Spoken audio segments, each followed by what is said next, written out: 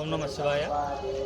ద్రాక్షారామ మాణిక్యాంబా సమేత భీమేశ్వర స్వామివారి దేవస్థానం పంచారామ క్షేత్రాల్లో, త్రిలింగ క్షేత్రాల్లో చాలా విశేషమైన పవిత్రమైనటువంటి ఈ క్షేత్రంలో ఈరోజు ఈ ముక్కోటి ఏకాదశి పర్వదినాన స్వామివారికి సంబంధించిన పుష్కరిణిలో ఆయనకి సంబంధించినటువంటి ప్రధానమైనటువంటి 7 ఘట్టాల్లో ఘట్టమైనటువంటి కపాలేశ్వర ఘట్టంలో జరిగినటువంటి సంఘటన చాలా దుర్ఘటన. ఇటువంటి సంఘటన ఇటువంటి ప్రముఖ దేవాలయాల్లో జరిగి మన హిందూ సాంప్రదాయాల్ని, హిందూ మతం మీద ఉన్నటువంటి విశ్వాసాలని దెబ్బతీయడానికి చేసేటటువంటి ఈ కార్యక్రమాలు ఏనాడు కూడా క్షమించదగినవి కాదు.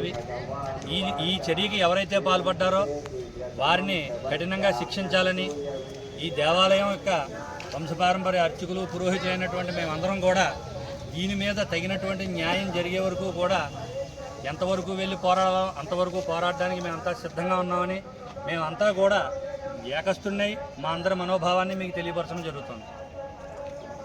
ఎప్పుడు పిలిచాడో అప్పటి దగ్గర నుంచి ఉన్న లింగం, దాని గురించి ఒకసారి అందరూ ఆలోచించి నిర్ణయం తీసుకోండి. హిందూ అనేది ప్రతి వాడు కూడా ఒకసారి కదిలి వచ్చి దీని ఈ కారణం ఎవడైతే చేశాడో వాడిని ఎదురు తీసుకురావాల్సిందిగా అందరూ కోరుకుంటున్నాను. శివాయ. ఇది చాలా బాధాకరమైనటువంటి విషయం. అయితే గతంలో ఎప్పుడో వినేవాళ్ళం అనేక చోట్ల ఇలాంటి తప్పులు జరుగుతూ ఉన్నాయని. ఈ ద్రాక్షారామంలో కూడా గతంలో ఏవో కొన్ని దేవాలయాలు కూర్చి ఏవో చేశారని విన్నాం. కానీ మొట్టమొదటిసారిగా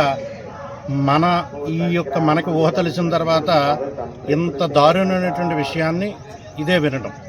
ఎందువల్లంటే మొన్న రాధా మనోహర్ దాస్ గారు వచ్చి వెళ్ళినప్పటి నుంచి కూడా చాలా చక్కగా అందులో కూడా హిందువుల్లో మంచి ఐక్యత వచ్చింది. చక్కనైనటువంటి విధి విధానాలతో అందరూ ఉన్నారు అని చాలా ఆనందం.